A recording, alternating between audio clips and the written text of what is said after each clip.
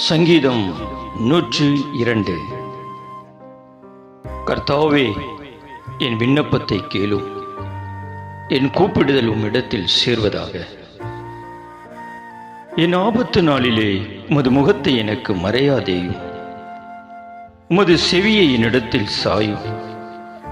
நான் கூப்பிடுகிற நாளிலே எனக்கு தீவிரமாய் உத்தரவு அருளிச் செய்யும்.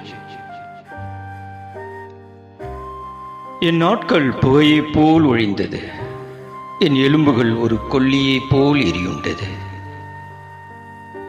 என் இருதயம் புல்லைப் போல் வெட்டுண்டு உலர்ந்தது, என் போஜனத்தை புசிக்க மறந்தேன். என் பெருமூச்சின் சத்தத்தினால் என் எலும்புகள் என் மாம்சத்தோடு ஒட்டிக்கொள்ளுகிறது. வனாந்தர நாரைக்கு ஒப்பானேன், பாழான இடங்களில் தங்கும் ஆந்தையைப் போலானேன். நான் நித்திரை இல்லாமல் வீட்டின் மேல் தனித்திருக்கும் குருவியைப் போல் இருக்கிறேன். நாடோறும் என் சத்துருக்கள் என்னை நிந்திக்கிறார்கள். என்மேல் மூர்க்கவெறி கொண்டவர்கள் எனக்கு விரோதமாய் சாபமிடுகிறார்கள்.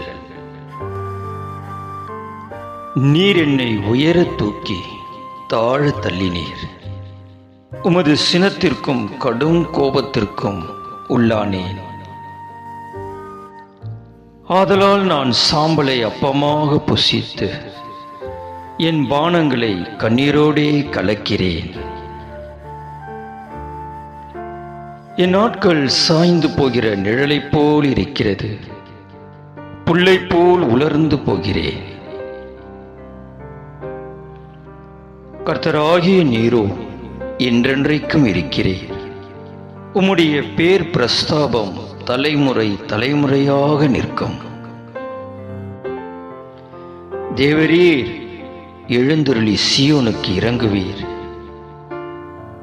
அதற்கு தயை செய்யும் காலமும் அதற்காக குறித்த நேரமும் வந்தது. உம்முடைய ஊழியக்காரர் அதன் கல்லுகள் மேல் வாஞ்சி வைத்து அதன் மண்ணுக்கு பரிதபிக்கிறார்கள். கர்த்தர் சீயோனை கட்டி தமது மகிமையில் வெளிப்படுவார். திக்கற்றவர்களுடைய ஜெபத்தை அலட்சியம் பண்ணாமல் அவர்கள் விண்ணப்பத்தை அங்கீகரிப்பார். அப்பொழுது ஜாதிகள் கர்த்தருடைய நாமத்துக்கும் பூமியில் உள்ள ராஜாக்கள் எல்லாரும் உம்முடைய மகிமைக்கும் பயப்படுவார்கள். பின் சந்ததிக்காக இது எழுதப்படும், சிருஷ்டிக்கப்படும் ஜனம் கர்த்தரை துதிக்கும். கர்த்தர் கட்டுண்டவர்களின் பெருமூச்சை கேட்கவும், கொலைக்கு நியமிக்கப்பட்டவர்களை விடுதலையாக்கவும் தம்முடைய உயர்ந்த பரிசுத்த ஸ்தலத்தில் இருந்து பார்த்து வானங்களில் இருந்து பூமியின் மேல் கண்ணோக்கமானார்.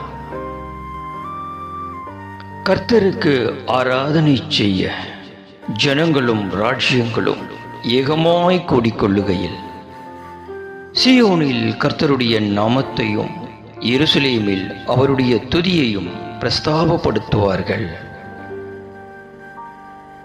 வழியிலே என் பெலனை அவர் ஒடுக்கி என் நாட்களை குறுக பண்ணினார். அப்பொழுது நான், என் தேவனே, பாதி வயதில் என்னை எடுத்துக்கொள்ளாதேயும், உம்முடைய வருஷங்கள் தலைமுறை தலைமுறையாக இருக்கும். நீர் ஆதியிலே பூமியை அஸ்திவாரப்படுத்தினீர். வானங்கள் உம்முடைய கரத்தின் கிரியையாயிருக்கிறது. அவைகள் அழிந்து போம், நீரோ நிலைத்திருப்பீர். அவைகள் எல்லாம் வஸ்திரம் போல் பழமையாய்ப்போம். அவைகளை ஒரு சால்வை போல் மாற்றுவீர், அப்பொழுது மாறிப்போம். நீரோ மாறாதவராயிருக்கிறீர். உமது ஆண்டுகள் முடிந்து போவதில்லை. உமது அடியாரின் பிள்ளைகள் தாபரித்திருப்பார்கள். அவர்கள் சந்ததி உமக்கு முன்பாக நிலை பெற்றிருக்கும் என்று சொன்னேன்.